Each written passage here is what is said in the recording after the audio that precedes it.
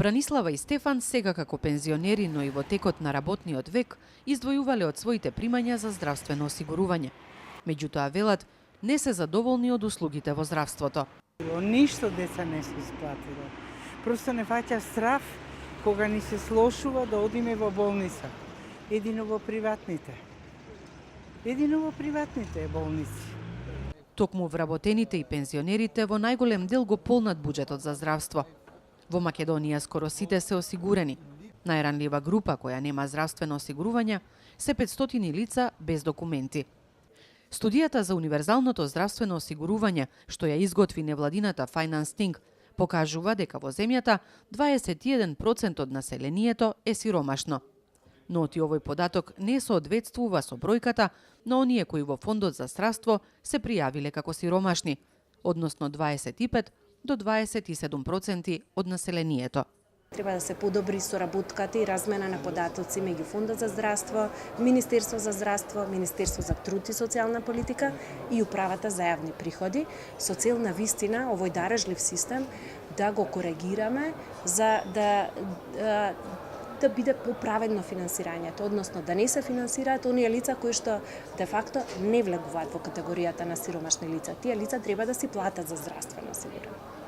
Истражувањето покажува дека одредени групи осигуреници го користат здравството значително повеќе од тоа што се плаќа за нивното осигурување.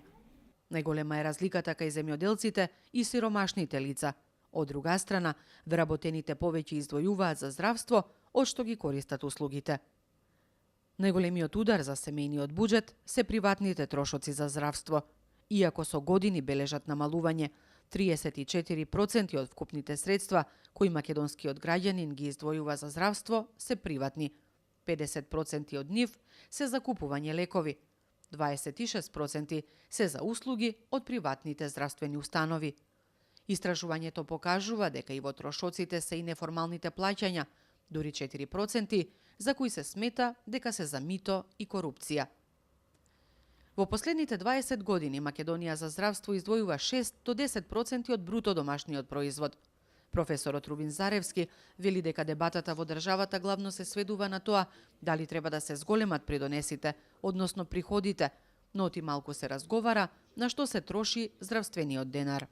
Негде околу 50% од тој денар плаќаме за лекови и за други потрошни материјали и така натаму, што би требало да го добиеме од нашето веќе осигурување, а не го добиваме. Значи, тогаш трошокот, кој што лично го имаме, е драматично поголем. И тука многу е важно во наредниот временски период како ќе се пристапи, дали ќе се занимаваме само со приходната страна, со собирањето на средства или ќе се занимаваме со расходната страна. Директорот на Фондот за здравствено осигурување Ден Дончев вели дека реформите во оваа сфера не вклучуваат промени во начинот на кој се плаќа здравственото осигурување, туку во ефикасноста на јавното здравство. Без обзир како се финансира, во крајна линија многу поважно прашање од начинот на кој се финансира здравствениот систем на држава е што граѓаните добиват од тие средства.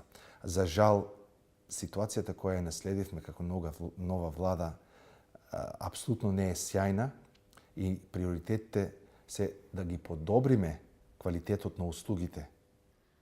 За држава со околу 2 милиони жители, Македонија би требала да има 30 на јавни установи, но моментно работат 114, кои го оптоваруваат системот со непродуктивни трошења и непотребна администрација. Затоа новите власти најавуваат спојување на овие установи. Вториот приоритет е централизирање на набавките за здравство од потрошни материјали до лекови.